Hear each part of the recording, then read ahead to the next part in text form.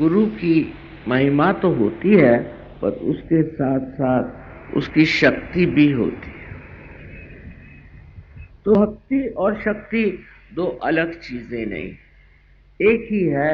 हम ये कहेंगे कि अगर राइट हैंड में अगर शक्ति है तो लेफ्ट हैंड में भक्ति। ये शक्ति भक्ति का संगम ये हनुमान जी में बहुत। जी ने कहा तुम तो मेरे बेटे हो, मैं बेटे के दम पर नहीं आऊंगी, मेरे पति को आना होगा और इस आदमी का संहार करना होगा। जब वो इसको नष्ट करेंगे तब मैं उनके साथ जाऊंगी। तो हनुमान जी देश से वहां गए थे, उनका ठीक, वो तो उनको ऐसे ही उठा के ले आते हैं, उनकी शक्तियां ही ऐसी। लेकिन उन्होंने कहा कि अगर माँ ये बात कह रही है ठीक है। और उसके बाद इतना बड़ा महायुद्ध हुआ, उसकी जरूरत थी। अब ये गुण श्री राम के भी विशेष हुआ, अत्यंत शक्तिशाली, और उनका निशाना कभी चूकता नहीं था।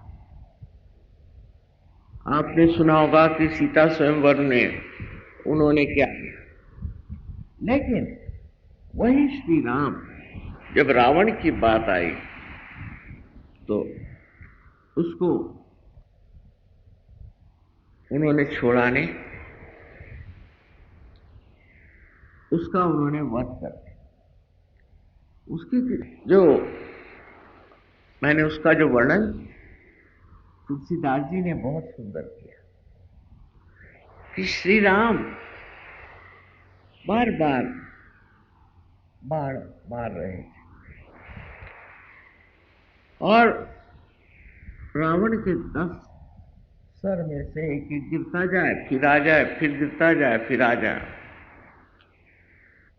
तो लक्ष्मण ने कहा कर क्या रहे हैं आप, एक बाण उसके हृदय में मारो, जैसे हृदय में आप बाण मारोगे वैसे ही वो मर जाएगा, नहीं तो वो मरेगा कैसे, वो नहीं मर सकता। उसका वो बाण जो है वो उसके हृदय में लगा। अब श्री राम का बड़ा सुंदर वर्णन है वहां, संकुचित है ना, बहुत संकुचित। श्री राम होते हुए इतने शक्ति के प्रचंड महान पुरुष होते हुए भी उन्होंने कहा देखो बात यह है कि इस रावण के हृदय में मेरे सीता का वास, तो मैं हृदय में नहीं मारूंगा, लेकिन जब बार बार इसका सर उतरेगा तो इसका ध्यान जरूर मेरे सर की ओर जाएगा, उस वक्त मैं इसको बाण से मारना। नहीं तो उनके लिए कहा जाता कि एक बाण में वो वध करते थे। पर अब ये देखिए कि कितनी नजाकत की बात है, कितनी सरलता की बात है, पति का प्रेम अपने पत्नी के प्रति, सारे शक्ति के सागर होते हुए भी उनके अंदर किस कदर प्रेम था।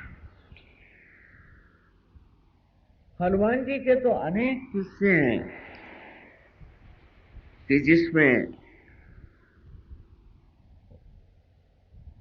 हनुमान जी ने सिद्ध कर दिया कि वो प्रेम का स्वागत, और उसी वक्त जो दुष्ट हो, जो दूसरों को सता, जो दूसरों को नष्ट करता, उसका वध करने में उनको बिल्कुल किसी तरह का संकोच नहीं होता। ये जो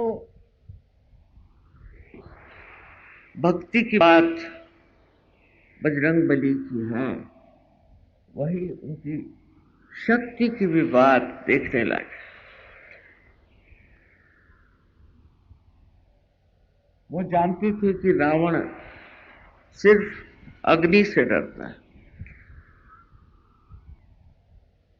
इसलिए लंका में गए और लंका दहन कर दिया। ये उनकी शक्ति की बात है कि उन्होंने लंका दहन कर दिया, और उस दहन में किसी को मारा नहीं, किसी को जलाया नहीं, रावण भी जला नहीं, कोई नहीं जला, पर उससे दहशत हो गई, लोग घबरा गए कि रावण क्या पाप कर रहा है। रावण जो इस तरह के कार्य कर रहा था, पहले लोगों में सम्मत था। वो कहते भाई ये रावण ही है, क्या है, इसकी इच्छा जो है सो है, इसको जो करना है सो करने दो, हम उसको कहने वाले कौन होते हैं, रावण तो रावण ही हुआ। लेकिन जब,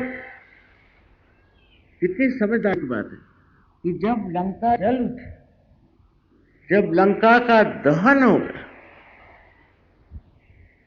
तब लोग समझ गए कि ये तो बड़ी खतरनाक बात है, बड़ी घबराने की बात, क्योंकि लंका का दहन हो गया और हम लोग अगर जल गए होते तो। अब आग की विशेषता ये कि ऊपर जाती है, नीचे नहीं आती। सब लोग नीचे से ऊपर देख रहे थे कि जल रही है, जल रही है, जल रही है, पर पूरा लंका दहन हो गया, लेकिन कोई जला नहीं। ये डराने के लिए, उनको समझाने के लिए कि रावण महापाप कर रहा है, उन्होंने ये काम। कितनी समझदारी और कितना संतुलन बजरंग बली में था, ये देखना है। यही हम देखते हैं इतिहास में, जितने लोग शक्तिशाली बहुत थे, उनमें अत्यंत प्रेम।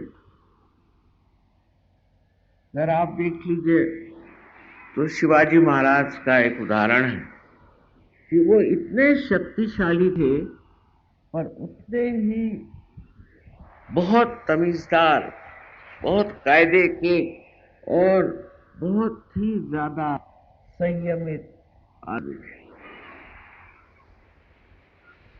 ये संतुलन जब आप में आ गया, तब आप सजग हैं। अगर आपके अंदर शक्ति आ गई, इसका मतलब ये नहीं कि आप अपने प्रेम और व्यवहार उसको किसी तरह से त्याग दें, किंतु आप शक्तिशाली हैं। उसकी शोभा ही यह है कि आप, जो लोग दलित हैं, जो गरीब हैं, जो दुखी हैं, जो पीड़ित हैं, जिन पे आफत आई हुई है, उनके संरक्षण में, और जो लोग उनको पीड़ा देते हैं, जो नाश करते हैं, जो सताते हैं, और जिन्होंने हर तरह की परेशानी लोगों के लिए खड़ी की है, ऐसे लोगों को आप कुछ करने की जरूरत नहीं, सिर्फ बंधन से ही आप ठिकाने लगा सकते।